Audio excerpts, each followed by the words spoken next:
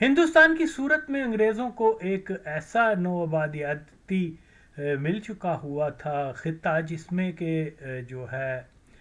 جس سے وہ بہت زیادہ پیسہ جنریٹ کرتے تھے، اور اس کو ہندوستان کو وہ کیا کہتے ہیں،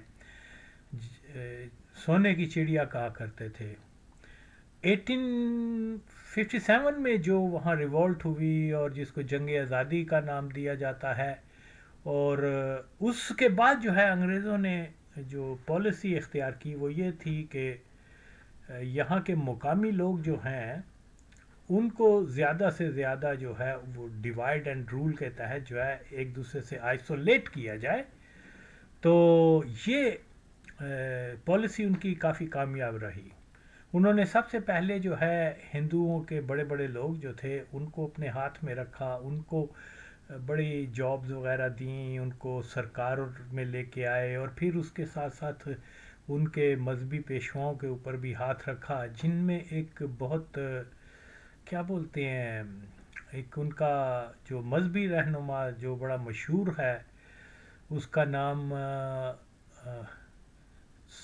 سرسوتی، سوامی سرسوتی اس قسم کا نام تھا اس کا کوئی۔ تو وہ جو ہے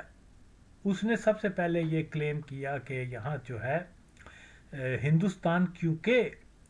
ہندوؤں کا ہے، لہذا یہاں صرف اور صرف ہندو مذہب کے ماننے والے ہی رہ سکتے ہیں۔ تو جس کا مطلب یہ تھا کہ اگر کبھی مستقبل میں ہندو مسلم کوئی سیاسی اتحاد بنے تو اس کو ختم کر دیا جائے، کہ no place for Muslim in subcontinent. تو ظاہری بات ہے کہ یہ جو سوامی تھا، یہ سب سے پہلے یہ وہ بندہ تھا جس نے کہ اس کو کیا بولتے ہیں کہ ہندوستان میں ہندوؤں کے راج کی بات کی۔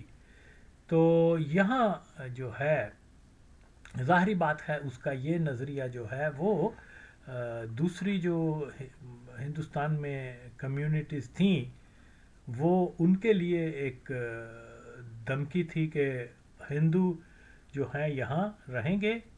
تو پھر جو ہندوؤں کا جب راج ہو جائے گا تو نون ہندوز کے لیے کوئی پلیس نہیں اس خطے میں۔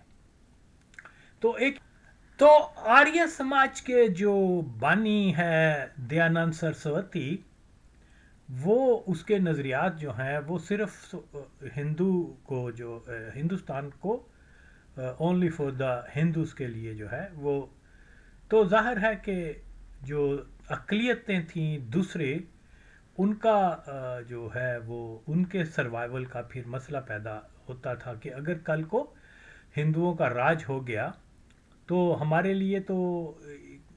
اس خطے میں یا ہندوستان میں رہنے کے لیے کوئی نہیں ہے، یا تو ہمیں قتل کر دیا جائے گا یا پھر ہمیں مجبور کر دیا جائے گا کہ ہم وہاں سے ہجرت کر جائیں۔ اور ظاہر ہے کہ اس زمانے میں جو ہے دیگر فور ایگزامپل مسلمان کنٹریز ایسی نہیں تھیں جہاں بہت زیادہ خوشحالی وغیرہ ہو۔ ہندوستان میں تو باوجود اس کے کہ مسلمانوں کی بہت زیادہ ایکسپلوٹیشن ہوئی، مسلمان جو اقتدار میں تھے جب انگریزوں کی حکومت آئی تو مسلمان غریب سے غریب تر ہوتے گئے، اور ایجوکیشن کے راستے بند تھے اور جابز وغیرہ، تو بہت سارے محرکات ایسے ہیں جو کہ لیکن اس کے باوجود مسلمان جو ہیں وہ افغانستان نہیں جا سکتے، مسلمان ایران نہیں جا سکتے، دوسرے وہ بھی اس زمانے میں بہت ہی پسماندہ ترین خطے تھے۔ اور پھر ہم دیکھتے ہیں کہ ایون 40-50 سال کے بعد، یعنی یہ سرسوتی کے نظریہ جو تھا وہ غالباً 1880 میں یا 76 میں جو ہے اس نے یہ اعلان کیا تھا کہ یہ آریہ سماج کا جو ہے۔ تو پھر اس کے بعد جب مسلمان 1920 میں ہجرت کر کے ہندوستان سے افغانستان گئے ہیں تو وہاں ان کو لوٹ مار کر لی گئی، ان کے ساتھ بہت زیادتیاں ہوئی، مرڈر بھی کر دیے گئے، تو یہ ساری چیزیں ہسٹری کا حصہ ہیں۔ تو آپ امیجن کریں 1870s میں کیا حال ہوگا۔ تو چلیں بہرحال یہ چیز جو تھی اب مسلمانوں کے سروائیول کا مسئلہ ہو گیا کہ اگر آریہ سماج آ گئے، پھر اس کے ساتھ ساتھ ہندو مذہبی طبقے نے وہاں کیا شدی کی تحریک شروع کر دی. وہ اس کا مطلب یہ تھا کہ ہر صورت میں جو لوگ مسلمان ہیں خاص طور پہ ان کو بنایا جائے، ہندو بنایا جائے. اس کے لیے انہوں نے مختلف حربے بھی استعمال کیے، کبھی ٹارچر بھی کیا، کبھی لالچ بھی دی، کبھی حتیٰ کہ یہ بھی ہوتا تھا کہ وہ اپنی خوبصورت لڑکیوں کو ایک کیا کہتے ہیں رتھ پہ یا جیسے بھی وہ بگی وغیرہ میں بٹھا کے خوبصورت کپڑے پہنا کے تو بازاروں میں گھمایا کرتے تھے، اور اعلان کرتے تھے کہ جس نے بھی ہندو بننا ہے تو ان میں سے کوئی ایک، یعنی شرط یہ ہے کہ ان کے ساتھ شادی کرنے کے لیے یا ان کو لونڈی بنانے کے لیے آپ ہندو مذہب اختیار کر لو. تو اس طرح کے حربے استعمال ہوتے رہے. تو یہ آگے چل کے جو ہیں ہم دیکھتے ہیں کہ جیسے ہی وہاں یہ جو کیا نام ہے قادیانی تحریک جو پھر ہے وہ شروع ہوئی، وہ بھی ظاہر ہے اس کے پیچھے بھی انگریزوں کا ہی ہاتھ تھا کہ انہوں نے قادیانی، اب قادیانی جو ہیں ان کے موٹیو کیا تھے، قادیانی اصل میں کیا چاہتے تھے. مذہب کے علاوہ ان کے جو بنیادی مقاصد میں سے ایک بڑا مقصد، سب سے بڑا مقصد یہ تھا کہ یہاں ہندوستان کے اندر انگریزوں کی حکومت تک قیامت یا بہت دیر تک رہے. تو اسی لیے جو ہے قادیانی جماعت سے انگریزوں نے وہ ڈرٹی ورک لیا جو کہ ہندوستان کے اندر جو ہے وہ مزید کشیدگی کا باعث ہوا. اب انگریز یہ جان چکے ہوئے تھے کہ ہندوستان کے لوگ خواہ وہ مسلمان ہوں یا ہندو ہوں یا سکھ ہوں، مذہبی معاملات میں جو ہے وہ بہت زیادہ سینسٹیو ہوتے ہیں. تو ان کو جو ہے ڈیوائیڈ کیسے کیا جائے. تو ایک طرف انہوں نے ایک وہ جو ایک کیا نام ہے دیانند سرسوتی جو تھا اس کو نے سلوگن دے دیا کہ ہندوستان صرف ہندوؤں کے لیے ہے. تو دوسری طرف انہوں نے جناب قادیانیوں کو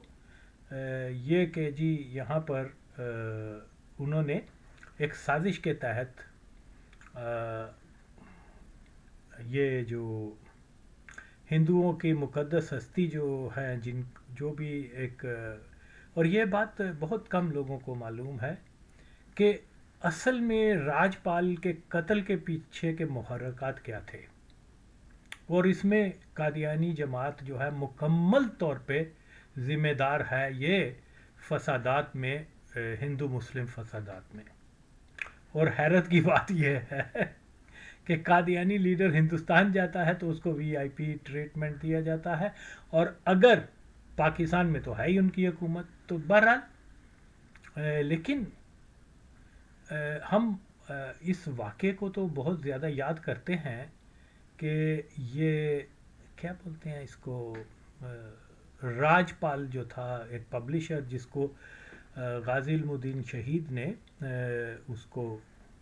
جہنم واصل کیا تھا. تو اس کے ریزن بھی ہیں. یہ غالباً 1920 میں، کیونکہ انگریز یہ چاہتے تھے کہ مسلمان اور ہندو جو ہیں وہ اتنے شدید دشمن ہوں گے تو کس بات پر ہوں گے کہ ان کی مذہبی شخصیات کی توہین کی جائے. تو اس لیے ان کا قادیانیوں کا ایک کیا بولتے ہیں رائٹر تھا جو بڑی کتابیں لکھتا تھا، راج کی اس کا نام تھا. اس مادر چودھ نے اور یہ کیا نام ہے یہ جو علی برادران جو دونوں قادیانی تھے وہ ماں چودھ بھی، ان کا بڑا بھائی ذوالفقار علی خان، ان دونوں نے مل کے جو ہے قادیانیوں کے جو خلیفہ ہیں اس کے کہنے کے اوپر پمفلٹ لکھا. اس پمفلٹ کا نام تھا کیا،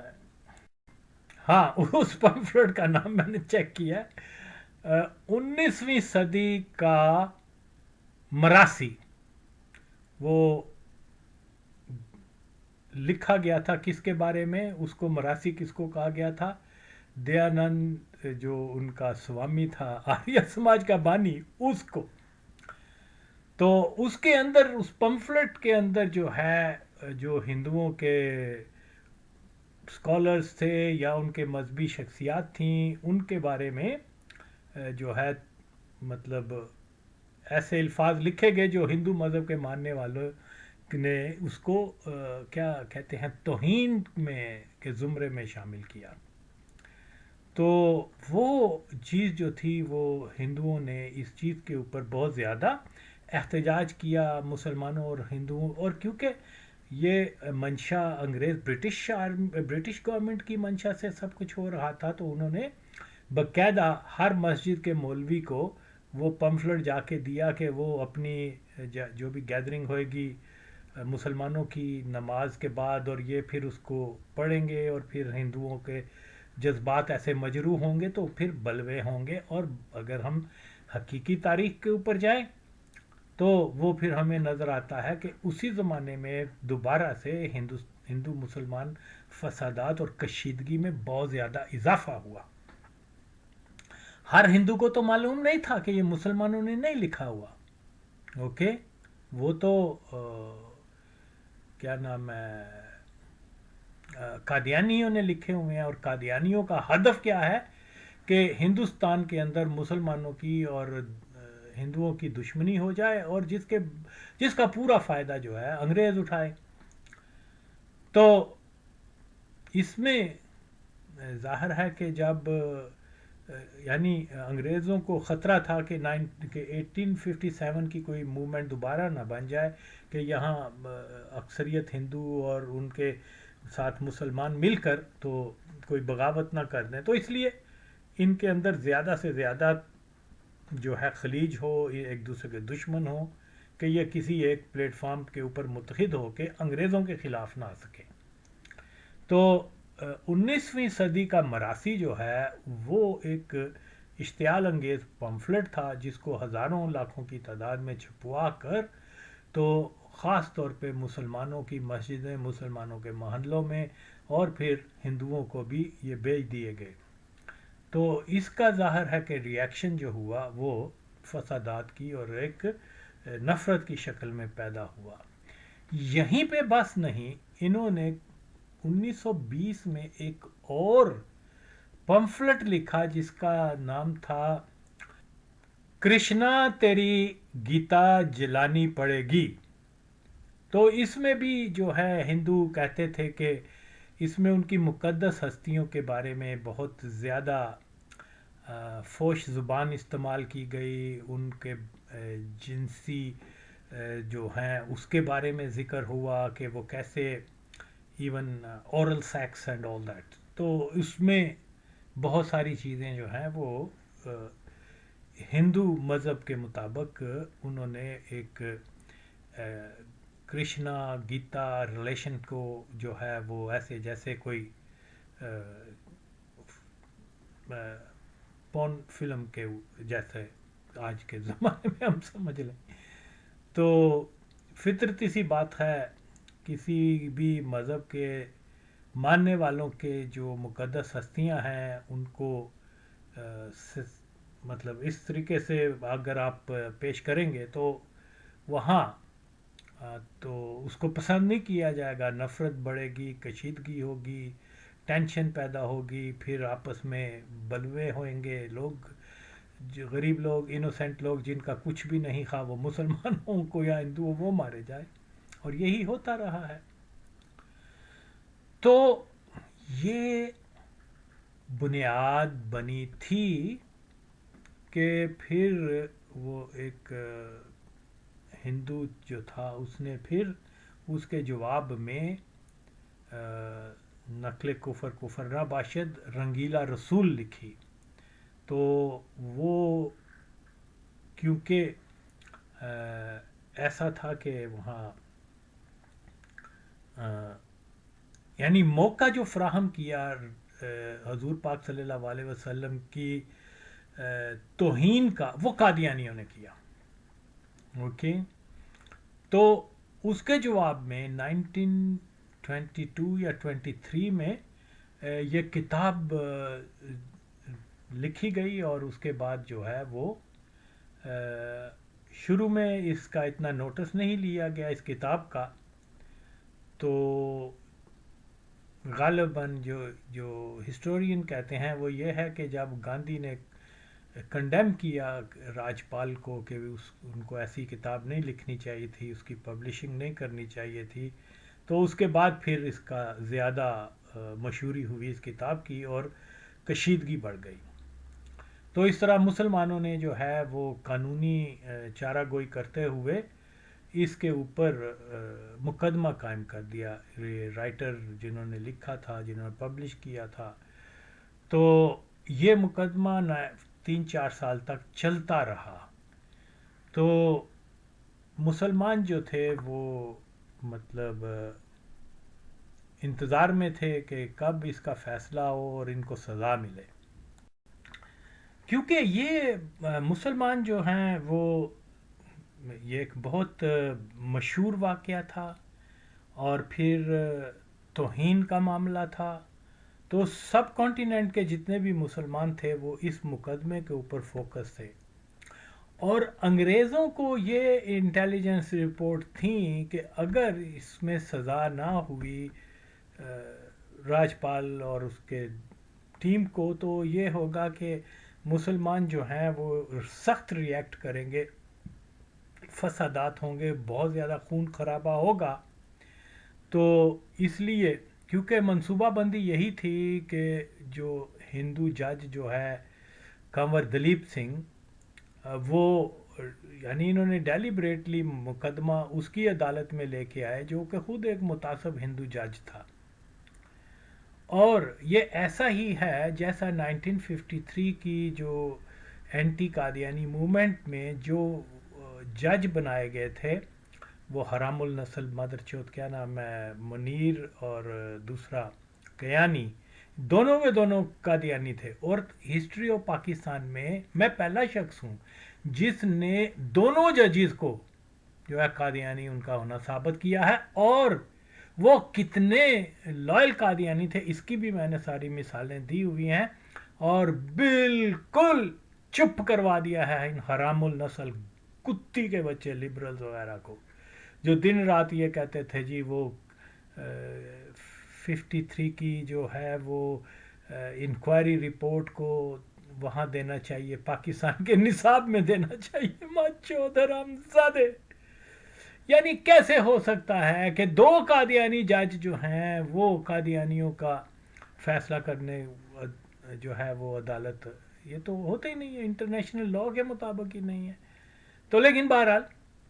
تو یہاں پر بھی یہ جو ہے 1927 میں ہندو کو خاص طور پہ جج کو یہ عدالت میں یہ مقدمہ لایا، جس کو انگریزوں نے بتایا ہوا تھا کہ آپ نے مقدمہ جو ہے وہ راجپال کے حق میں دینا ہے. تو کیونکہ مسلمان بہت مشتعل تھے، وہ ویٹ کر رہے تھے اس طرح. تو اب یہ ہے کہ کوئی بہت بڑا فساد نہ ہو، کوئی بہت بڑا کوئی ایسا نہ ہو برٹش گورنمنٹ کے خلاف، تو انہوں نے پہلے سے ہی اس کا ارینج کر لیا، جس میں جماعت قادیانی اور بہت سارے پرومیننٹ مسلم فیگر جو ہیں وہ بھی شامل تھے. اگرچہ وہ سب کے ساتھ جو بھی اس میں نام آئیں گے وہ آگے میں بتاؤں گا، وہ سارے ہی ماچود انکلوڈنگ ڈاکٹر اقبال، یہ سارے قادیانی تھے. یہ ایک منصوبہ بندی کے تحت ہوا. یہ کہ ڈبی بازار میں وہ ایک لاہور میں ایک ہے ڈبی بازار، اس کے ساتھ ایک ہے کوچہ درزیاں، وہاں ایک کیا بولتے ہیں حویلی قابلی مل بھی ہے. تو وہاں اچانک ایک دن کوئی سکھوں نے کرپانیں اٹھائیں اور نعرے لگانا شروع کر دی، اور وہ ہمارے بزرگ یہ بتاتے ہیں کہ یہ نعرے اس قسم کے فوش قسم کے نعرے تھے. سکھوں نے یہ کہنا شروع کر دیا اوئے وہ چد گئی اور سردارنی نو مسلیاں نے یہ کر دیا، اس قسم کے نعرے. تو وہ انہوں نے کرپانے پکڑ کے تو مسلمانوں کے اوپر حملہ کر دیا. یہ تھا کہ جو کسی ایک سکھ لڑکی جو خوبصورت لڑکی تھی اس کو مسلمان ایک لڑکے نے جو ہے پکڑ لیا اور اس کو مطلب بےزتی کی یا جو بھی کچھ، ریپ کیا یا نہ ہو سکا ریپ، لیکن اٹیمپٹ یہ ہوگی. اور اس کے اوپر ہندو اور جو کیا نام ہے، ہندو اور سکھ دونوں نے مل کے مسلمانوں کے دکانیں وغیرہ ان کے اوپر حملے کر دیے. تو یہاں یہ جنگ شروع ہو گئی. یہ غالباً مئی کی کون سی تاریخ تھی؟ فرسٹ ویک آف مئی 1927 کی بات ہے. تو یہاں دو ایک درجن جو ہیں کچھ مسلمان مارے گئے، کچھ ہندو سکھ مارے گئے. تو اس کے بعد جو ہے وہ ایک منصوبہ بندی کے ساتھ وہاں گورا پلٹن کو لے آئے، مارشلہ لگا دی گئی، کرفیو لگا دیا گیا. تو اس کو کسی کی اجازت نہیں کہ کوئی باہر سے، اور خوف کا ایک عالم کریٹ کر دیا گیا، فیئر جو ہے کہ بھی جو نکلے گا ہم اس کو مار دیں گے، یہ وہ. تو اس کے ایک ہفتے کے فوری بعد جو ہے انہوں نے یہ کیا کیا کہ ہاں، اس سے پہلے انہوں نے کیا کیا کہ یہ بہت سارے لوگ جن میں ڈاکٹر اقبال قادیانی اور شیخ عبد القادر قادیانی، یہ کیا نام ہے، مولوی غلام محی الدین قصوری قادیانی، سر محمد شفیع اور کیا نام ہے مولوی ظفر وغیرہ، یہ سب جو ہیں. سر محمد شفیع جو ہے وہ بھی قادیانی تھا، اور مولوی ظفر جو ہے وہ قادیانیوں کا ہی کتا تھا. اگرچہ وہ قادیانیوں کے خلاف بولا بھی کرتا تھا، لیکن اندر خانی کوئی اور معاملات تھے. تو یہاں بات کیا ہے کہ ان کی ڈیوٹی لگا دی گئی کہ یہ مسلمانوں کو جو ہے پر امن رہنے کے لیے اور ان کو گھروں میں رہنے کے لیے اور احتجاج کرنے سے منع کرنے کے لیے ان کو لگا دیا، اور کہا کہ جی ہم آپ کا یہ نمائندے بن کے گورنمنٹ کے ساتھ بات چیت کرتے ہیں. اور جو جنازوں کے اوپر فساد ہونا تھا، لڑائی ہونی تھی، انہوں نے پیسفلی وہ جنازے بھی نکال دیے. اور یہاں پر کیونکہ کرفیو لگ گیا ہوا تھا، تو لہذا کچھ دنوں بعد جب کیا بولتے ہیں یہ فیصلہ آیا کہ راج پال جو ہے وہ بے قصور ہے، تو اس کے اوپر اگر یہ کیا بولتے ہیں کرفیو نہ لگا ہوتا اور گورا فوج نے لاہور کے علاقہ اندرون شہر اور ادھر اپنے مورچے نہ سنبھالے ہوتے، تو یقیناً اس کا ری ایکشن ہونا تھا. تو یہ ری ایکشن نہ ہو پائے، انہوں نے ایک کرائسس ایکٹر کے ذریعے کسی کو کہہ دیا کہ یہ تم یہ افواہ پھیلا دو کہ ایک مسلمان نے سکھ لڑکی کے ساتھ یہ کیا وہ کیا. تو اس کے فوری بعد جو ہے سکھوں نے وہ حملہ کر دیا، اور اس کے بعد جو ہے وہ وہاں فسادات ہوئے، ہندو بھی مارے گئے، کچھ مسلمان بھی مارے گئے. تو یہ ایک مختصر سا میں نے پیش کیا ہے پس منظر. تو اس کے ساتھ ہی کیونکہ کرفیو لگ گیا ہوا تھا، کوئی لوگ گھر سے باہر نکلے، اس کو شوٹ کرنے کا حکم تھا. تو اس لیے جب یہ فیصلہ دیا گیا کہ راج پال بے قصور ہے، اور ہندوؤں نے جشن منایا اور مسلمان جو تھے وہ اپنے گھروں میں قید ہو گئے، اور ڈاکٹر اقبال قادیانی، شیخ عبد القادر اور غلام محی الدین قصوری، اس قسم کے مادر چوز جو ہے وہ شفیع وغیرہ، انہوں نے مسلمانوں کو کہا بیٹھے رہو بیٹھے رہو بیٹھے رہو، گولی لگ جائے گی، یہ ہو جائے گا. یوں 1927 میں ہی یہ معاملات جو ہیں ہم دیکھتے ہیں کہ ایسے ہوئے. اور اس کا کیونکہ اصل مسئلہ کیا تھا کہ یہ ایک منصوبہ بندی کے تحت سارا کچھ کیا گیا تھا، جس کی میں نے تھوڑی سی، اگرچہ یہ بڑا لینتھی سبجیکٹ ہے اور اس کے اوپر کیونکہ گھنٹوں بولا جا سکتا ہے، میرے پاس کافی میں نے اس کی اسٹڈی کی ہے ساری چیزوں سے. ونس اگین بینگ اولڈ لاہوری، اور بزرگوں سے بھی بہت سارے اس قسم کے واقعات سن رکھے ہیں، پھر یہاں قادیانیوں کے ریفرنس سے جا کے میں اس لیے آگے پیش کرتا ہوں کہ کوئی لبرل وغیرہ اٹھ کے ماچو دیے نہ کہہ سکے کہ یہ تو جی انہوں نے اپنے طور پہ ایسے ہی جھوٹا پروپوگنڈا کیا ہوا ہے، یہ ہے وہ ہے. تو اس لیے بہتر یہ ہے کہ جب آپ قادیانیوں کے اپنے ریفرنس سے بات کریں گے تو ان کے پاس کوئی دلیل نہیں ہوگی بات کو جھٹلانے کی. اور یہی میں اگین بتا رہا ہوں کہ قادیانیوں نے جلالی گروپ کے حرامیوں کو یہ ٹاسک دے دیا ہوا ہے کہ وہ یہ کہیں کہ پبلک میں آ کے یہ کہیں کہ یہ قادیانیوں کے جو بھی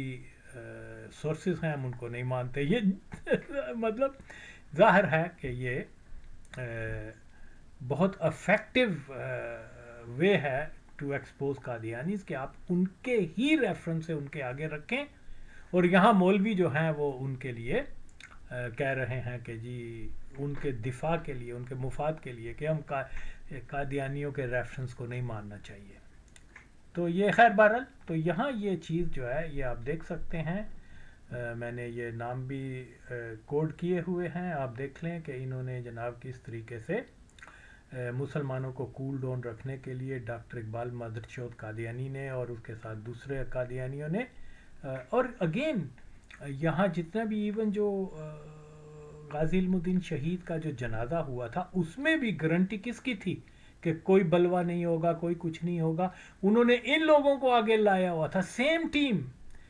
شیخ عبد القادر اور ڈاکٹر اقبال وہ صرف اور صرف اس لیے کہ کوئی ایجیٹیشن ایسا نہ ہو جس سے کہ انگریزوں کی حکومت کے اوپر فرق پڑے یہ وہ. تو یہ پکا ماچود قادیانی تھا یہ, اور یہ قادیانیوں کے لیے کام کرتا تھا یہ ڈاکٹر اقبال. باقیوں کی تو مجھے اتنی پرواہ نہیں, کیونکہ ڈاکٹر اقبال کو جیسے قادیانی کو یہ ماچود جو ہیں عاشق رسول کہہ کے خود دائرہ اسلام سے خارج ہو چکے ہیں, لیکن اس کی اصلیت جو ہے وہ کچھ اور ہے. دیکھیں جی یہ تو تاریخ کا ایک ایسا باب ہے جس کے اوپر کبھی کوئی زیادہ معلومات نہیں ہے کہ مئی 1927 میں جو لاہور میں فسادات کروائے گئے تھے اس کے پیچھے اس کے اسباب کیا تھے. ہارڈلی جو ہے نا پیپل آف پاکستان یا ہندوستان کے ان کو اس بارے میں کوئی اتھینٹک معلومات ہوں گی, بلکہ کبھی سنا نہیں ہے کہ ایسا بھی ہوا تھا. لیکن جو جنریشن گزر چکی ہوئی ہیں انہوں نے اس کے اوپر کافی باتیں بتائی ہوئی ہیں. لیکن کیونکہ پاکستان میں تاریخ ہی قادیانی نقطہ نظر سے لکھی گئی ہوئی ہے تو اس لیے ایسے حساس موضوعات کو کبھی زیر بحث ہی نہیں لایا گیا. تو یہ کریت کے چیزوں کو ڈھونڈنے کے بعد ہی ایسی چیزیں جو ہیں آدمی کو مل سکتی ہیں, اور کچھ سینہ بسینہ انفارمیشن سے ہی ایک جو ہے یہ ولاگ بن رہا ہے. تو میں یہ کیونکہ یہ ایک طویل سبجیکٹ ہے اس کے اندر میں اور بھی اس کے پارٹس بناؤں گا, اور جو حاصل ہو رہا ہے وہ یہی ہے کہ یہ ایک منصوبہ بندی کے تحت سارا کچھ کیا گیا تھا. دیکھیے فار ایگزامپل میں آپ کو یہی کلیئرلی یہ بتانا چاہتا ہوں کہ یہ جب کرشنا تیری گیتا جلانی پڑے گی اور 19ویں صدی کا مراسی, یہ دو پمفلٹ ایسے تھے جو کہ قادیانیوں نے لکھے تھے, اور یہ بات 1920 کی دہائی میں ہی آریہ سماج کے ہندوؤں کو, لیڈروں کو, گاندھی کو, نہرو, جتنے بھی اس زمانے کے تھے, پٹیل وغیرہ, وہ جانتے تھے کہ یہ مسلمانوں نے نہیں لکھی. اوکے, یہ قادیانیوں نے لکھی ہے کیونکہ یہ ایک منصوبہ بندی کے تحت تھا, انگریزوں کی منصوبہ بندی کے تحت تھا. تو انہوں نے جب راجپال نے کتاب جو ہے مسلمانوں کے نبی کے خلاف لکھی تو یہ دلیل ہے کہ انہوں نے یہ قصداً سارا کچھ کیا کہ دو پمفلٹ جو قادیانیوں نے لکھے تھے ہندوؤں کے خلاف, بجائے یہ کہ وہ کتاب جو ہے وہ مرزا قادیانی کی ذات کے اوپر اس کی توہین کرتی. اوکے, انہوں نے کیا کیا, الٹا مسلمان اس کھیل میں شامل ہی نہیں تھے. کون تھے, قادیانی تھے یا ہندو تھے یا آریہ سماج والے تھے. تو انہوں نے قصداً جو ہے اس کو بہانہ بنا کر کہ جی مسلمانوں نے کیونکہ ہندوؤں کی توہین, ہندو کی مقدس ہستیوں کی ہے, لہذا ہم میں بھی موقع ملتا ہے کہ ہم بھی اس کا بدلہ لیں. یہ ایک خیانت تھی، یہ ایک تاریخی طور پہ جو ہے ایک سنگین سازش تھی سخونی کیا دجالی قوتوں کی، جس کے اندر آریہ سماج جیسا دجالی نیٹ ورک ہو یا قادیانی، وہ ایک ہی پیج پر تھے۔ اصل ہدف کیا تھا کہ مسلمانوں کے نبی کی توہین کا کوئی بہانہ ہمیں ملے تو ہم اس کو یہ کر سکیں۔ کوئی ہندو جو ہے، کوئی ہندو ہسٹورین یہ وہ کبھی بھی یہ ثابت بھی نہیں کر سکا کہ یہ مسلمانوں نے لکھی تھی، بلکہ وہ جانتے ہیں کہ یہ کتاب، یہ پمفلٹ جو تھے جس میں ہندوؤں کی توہین کی گئی، یہ زندیق قادیانیوں نے لکھے تھے، جن سے مسلمان شدید ترین نفرت کرتے ہیں۔ ہندوؤں کو وہ ٹالریٹ کر سکتے ہیں، یہودیوں کو، ہر ایک کو، لیکن when it's come to the قادیانیز، وہ ان کو بالکل اور بالکل برداشت نہیں کر سکتے اور ان سے شدید جو ہے وہ اختلاف رکھتے ہیں۔ لیکن اس مادر چود نے، راجپال نے اور دیگر آریہ سماج کے حرامیوں نے الٹا کیا کیا، اس کو بیس بنا کر مسلمانوں کی مقدس ہستیوں کو کی توہین کا سلسلہ شروع کر دیا، جو واضح طور پر ایک چیز سامنے آتی ہے کہ یہ ایک منظم سازش کے تحت ہوا، جس میں قادیانی بھی شامل تھے اور ہندو بھی۔ بہرحال اس کے بارے میں مزید بھی ویڈیوز بناؤں گا، یہ تو بہرحال ایک مختصر سا اس کے اوپر ہے، میں اس کے ایک چاہے ویڈیوز لمبی ہو جائیں، لیکن میں ان کے اوپر دیگر ولاگز بھی بناؤں گا انشاءاللہ تعالی۔ آج کے لیے اتنا۔